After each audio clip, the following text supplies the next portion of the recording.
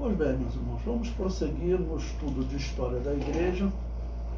Estamos agora no livro 5.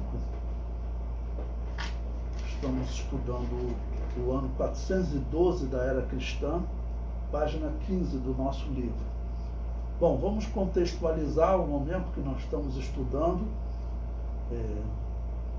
Ano 411, Agostinho de Hipona, ele conseguiu transformar as igrejas que não aceitavam o batismo de recém-nascido em seitas e assim ter autorização para usar o exército romano para matar essas igrejas.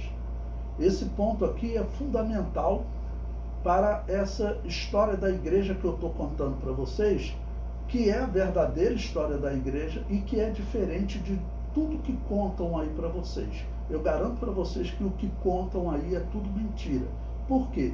Contam que essa igreja de Roma e esse Agostinho de Hipona eram referências doutrinárias. Vamos lembrar que todos eles já praticavam paganismo, invocação ao mundo dos mortos, crença em purgatório e muitas outras heresias.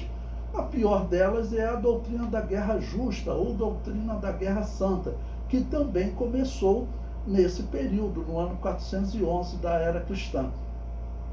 Esse ano 411, então, eu coloquei ele como um marco exatamente para iniciar esse quinto livro e nós falarmos sobre agora a fuga das igrejas anabatistas, seja ela montanista, novaciana, donatista ou outras igrejas que certamente haviam por todo o mundo antigo. Então, elas não tinham mais autorização para funcionar.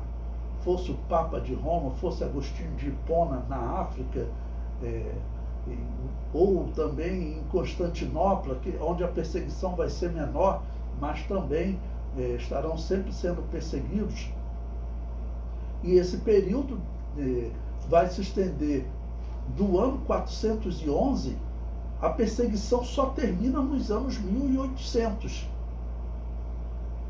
Esse quinto livro vai até o ano 1100, por uma questão de espaço. Mas se fosse falar de perseguição, vai até o ano 1800. Inclusive o ano 1100, nesse período, tem início, nos anos 1100, a Inquisição Católica, ou seja, eles vão reforçar a perseguição às igrejas anabatistas. Quando tiver a reforma, a perseguição vai ter continuidade.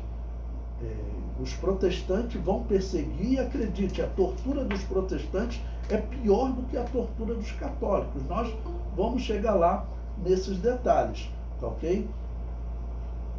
Pois bem, então agora o item 5 do nosso material didático diz Crisanto, bispo dos novacianos em Constantinopla. Então vamos para a cidade de Constantinopla, onde a perseguição ela era um pouco menor do que em Roma e também na África, ok? Bom, então o ano é 412 da Era Cristã. O comentário diz: o Império Romano do Oriente, com sede em Constantinopla, mantinha uma tolerância com a Igreja Anabatista Novaciana, que era uma grande igreja. Haviam igrejas menores que não receberam nem nome na história, mas os novacianos eram bem grandes. Lembre-se que eu mostrei para vocês essa igreja novaciana, além dela rejeitar o batismo de recém-nascido, rejeitar o purgatório, ela também era uma igreja pentecostal. Eu mostrei isso para vocês.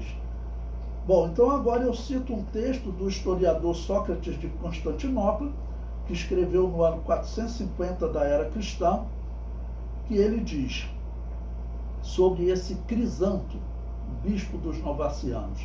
Ele era um homem de modéstia e prudência insuperáveis, e assim ele estabeleceu e ampliou as igrejas dos novacianos em Constantinopla. Além disso, ele foi o primeiro a distribuir ouro entre os pobres de sua propriedade privada, ou seja, era um homem de uma boa condição financeira, ok? Então ele distribuiu da sua riqueza para os pobres, fazendo algo semelhante ao que o apóstolo Pedro fez e muitos cristãos fizeram na igreja primitiva, né? Assim ele, além disso, ele não recebia nada das igrejas, mas 2 pães dos consagrados todos os dias do Senhor. Ou seja, esse historiador é um historiador católico romano que está dando destaque a esse bispo dos Novacianos.